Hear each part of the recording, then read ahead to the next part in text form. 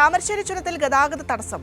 ചുരത്തിലെ 9ാം വളവിൽ ലോറി കുടുങ്ങിക്കിടക്കുന്നതാണ് ഭാഗികമായി ഇത്തരത്തിൽ ഗതാഗതം തടസ്സപ്പെടാൻ കാരണം.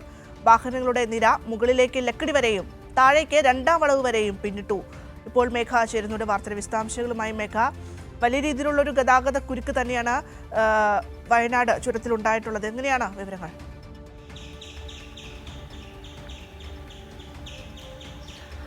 ഭദ്ര, ഇന്ന് അവധി ദിവസമാണ്. ഇന്നും നാളെയും അവധി ദിവസമാണ്. അതുകൊണ്ട് തന്നെ വലിയ തരത്തിൽ ഈ ചുരം താമരശ്ശേരി ചുരം കടന്ന് നിരവധി ആളുകൾ വയനാട്ടിലേക്ക് എത്തുന്നൊരു സാഹചര്യം കൂടിയുണ്ട്.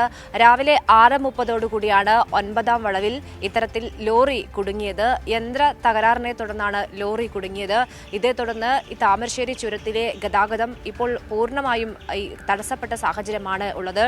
നേരത്തെ ഭാഗികമായിരുന്നു തടസ്സപ്പെട്ടത്. ഒരു ഭാഗത്ത് കൂടെ വാഹനങ്ങൾ കടന്നുപോയിരുന്നു. എന്നാൽ ഇപ്പോഴത്തെ സാഹചര്യം അങ്ങനെയല്ല. വാഹനങ്ങളുടെ വലിയ നിരയാണ് ഇപ്പോൾ കാണാൻ സാധിക്കുന്നത്.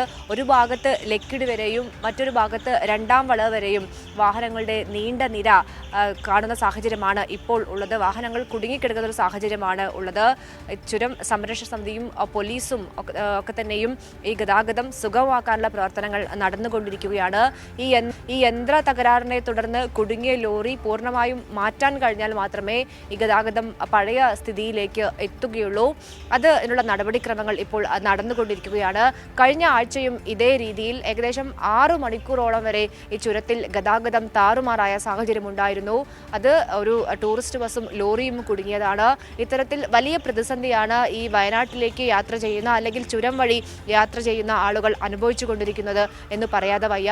ഏതായാലും വലിയ തരത്തിൽ ഗതാഗതം സുഗമമാക്കാനുള്ള നടപടികളാണ് നടന്നുകൊണ്ടിരിക്കുന്നത്. വലിയ വാഹനങ്ങൾ, ഈ കണ്ടെയ്നർ ലോറി ഉൾപ്പെടെയുള്ള വലിയ വാഹനങ്ങൾ ഒരു കാരണവശാലും ഇത്തരത്തിൽ സാഹചര്യത്തിൽ ഈ ചുരം വഴി വരാൻ പാടില്ല എന്ന നിർദ്ദേശം നിലവിൽ നൽകിയിട്ടുണ്ട്.